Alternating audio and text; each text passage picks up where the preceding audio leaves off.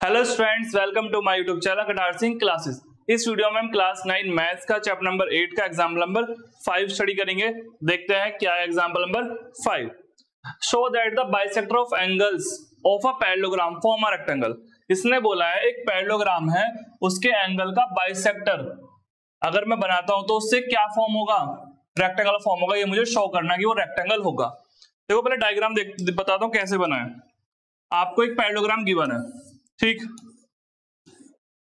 ये पैरेललोग्राम मान लो ए B C D. अब इसके एंगल ये होंगे, angle A, angle B, angle C और एंगल डी।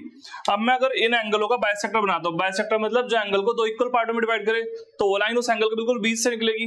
तो बनाओ, इसकी ये हो गई, इस वाले की ये हो गई, इस वाले की ये और इस वाले की ये। तो आपको दिखा बीच में एक चार साइड की फिगर बन रही है। मुझे प्रूफ करना है ये फिगर क्या है, रेक्टेंगल है। ठीक है, ये प्रूफ करना है मुझे। समझ गए डायग्राम कैसे बना? तो डायग्राम साइड में बना हुआ है, वैसे तो मैंने आपको समझा दिया डायग्राम बना कैसे। अब पहले मैं गिवन लिखूंगा। गिवन में मुझे क्या दिया हुआ है, एक पैरेललोग्राम दिया हुआ है। तो गिवन में मुझे है क्या, ए बी सी डी, ये जो बाहर वाला A B C D is a parallelogram, parallelogram. और दूसरा मुझे दिया हुआ, ये देखो, ये ए से पी तक, बी से पी तक, डी से आर तक, सी से आर तक, ये चारों क्या है, एंगल बाइसेक्टर हैं। तो लिख दो ए एस पी बी और आर सी और आर डी, आर सी और R D R angle bisector.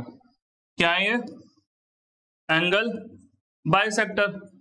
अगर ये एंगल बाइसेक्टर तो मुझे बताओ, अगर ये लाइन बिल्कुल इस एंगल के बीच से जा रही है तो ये दोनों एंगल बराबर नहीं होंगे। इसका नाम मैं कुछ रख देता हूं इजी करने के लिए। ये मान लो 1 है और ये क्या होगा फिर 2। ऐसे ये वाला एंगल 3 तो ये वाला 4, ये 5 मान लिया मैंने, ये वाला 6, इसे 7, इसे 8। तो देखो 1 और 2 इक्वल होंगे, बिल्कुल बात, क्योंकि बीच में लाइन जो है एंगल बाइसेक्टर है। 3 और 4 बराबर होंगे, ठीक है, और 5 और 6 बराबर होंगे, ठीक, और 7 और 8 आपके दिमाग में होना चाहिए ये एंगल क्या आपस में इक्वल है, ठीक। अब मुझे क्या प्रूफ करना है, मुझे प्रूफ करना है ये बीच वाली फिगर क्या रेक्टेंगल है। तो देखो सबसे पहले मैं क्या प्रूफ करूंगा, मैं प्रूफ करूंगा ये सारे एंगल 90 के हैं, ठीक। देखते जाओ कैसे। मैं पहले लेता हूं, पता किस ट्रायंगल में लूंगा मैं पहले इस वाले ट्रायंगल में लूंगा, एडीएस में। किसमें, एडीएस में। इसमें मैं प्रूफ कर दूंगा ये वाला एंगल 90 का है। अगर ये 90 तो ये भी ऑटोमेटिकली क्या हो जाएगा 90। अब इसे 90 कैसे करेंगे, देखो इन ट्रायंगल, क्या नाम है इस ट्रायंगल का, एडीएस। मगर एडीएस में लेने से पहले आप एक चीज और बताओ मुझे कि अगर दो लाइन पैरेलल हो, कोई लाइन उससे ऐसे काट के जा रही है, तो इन दोनों का सम क्या होता है 180। इन्हें कौन सा एंगल बोलते हैं, को इंटीरियर एंगल। तो ऐसे ही पैरेललोग्राम में भी ये दोनों लाइन क्या है, पैरेलल है। तो इन दोनों एंगलों का, इस पूरे एंगल का और इस पूरे एंगल का सम क्या होगा 180 डिग्री। तो पहले तो आप ये लिखो, क्या नाम है इस वाले एंगल का, इस वाले एंगल का नाम क्या है, इस वाले का बी ए डी, और इस वाले का नाम क्या है ए डी सी।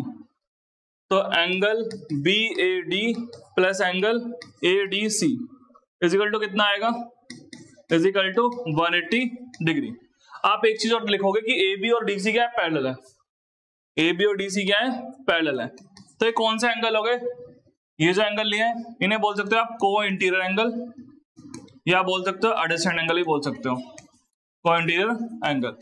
अब एक बात सुनो, अगर मैं इस पूरी इक्वेशन को 2 से डिवाइड कर दूं, तो डिवाइड बाय 2 से डिवाइड कर रहा हूं मैं, करो इधर भी, बी ए डी को भी 2 से डिवाइड, ए डी सी को भी 2 से डिवाइड, और 180 को भी कट कर दो।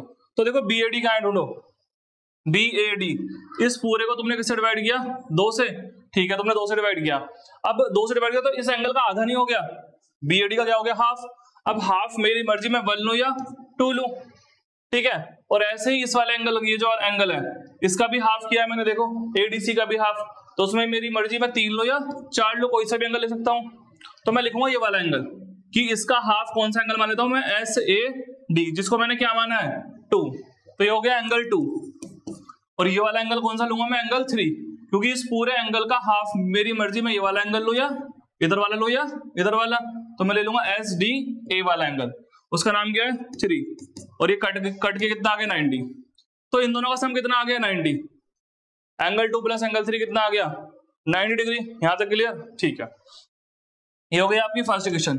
अब मैं इसी ट्राइंगल के अंदर कंसीडर करूंगा DAS में, इन ट्राइंगल DAS में देखो एंगल 2 प्लस एंगल 3, DS में देखो ये तो एंगल बन रहे हैं, इस फिगर के अंदर DS के अंदर कौन से एंगल बन रहे हैं एंगल 2 और एंगल 3, एंगल 2 प्लस एंगल 3, और साथ में इस वाले एंगल का नाम क्या होगा ASD, angle ASD equal to कितना होगा 180। एंगल सम प्रॉपर्टी, ट्राइंगल के तीनों एंगलों का सम क्या होता है 180। ठीक, अभी आपने सोल्व किया 2 और 3 का सम कितना है 90, या 90 रख दो, उधर जाके माइनस होगा ये वाला एंगल, तो ASD कितना बचा, ASD आ गया 90 डिग्री। ये हो गई आपकी सेकंड इक्वेशन, बोलो यहां तक ठीक। अब मुझे क्या बताओ, अगर आपका ASD वाला एंगल, कौन सा एंगल ASD, ये वाला एंगल 90 आ गया, तो ये भी तो 90 होगा। ये एंगल कौन सा है वर्टिकली अपोजिट एंगल, लिख दो RSP, एंगल RSP बराबर होगा एंगल किसके ASD के, तो कितना आ गया 90। क्यों होगा, आप लिख सकते हो वर्टिकली अपोजिट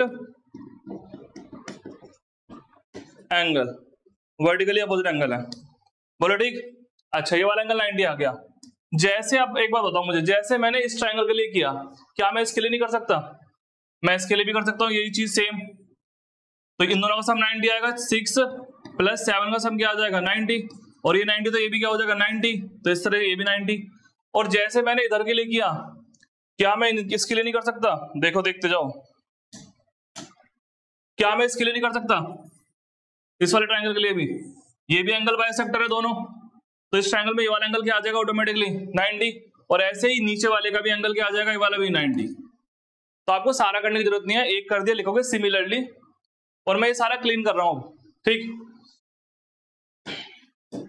क्या लिखोगे आप, हमारा कौन सा एंगल आ गया था PSR, जैसे हमारा PSR 90 आ गया, आप लिखोगे सिमिलरली इसी तरह कौन सा एंगल SPQ PQR SPQ, ठीक, SPQ और क्या है PQR SPQ PQR और QRS,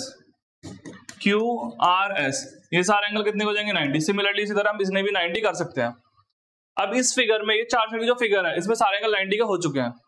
और अब देखो ये फिगर, इस फिगर को मैं बोल दूंगा पैरेललोग्राम। कैसे बोलूंगा, देखो सुनो, हमने एक थ्योरम पढ़ी है इसी चैप्टर में 8.2 या 8.3 समथिंग कुछ होगी, वो क्या बोलती है, एंगल अपोजिट, वो ये बोलती है इन अ क्वाड्रिलेटरल,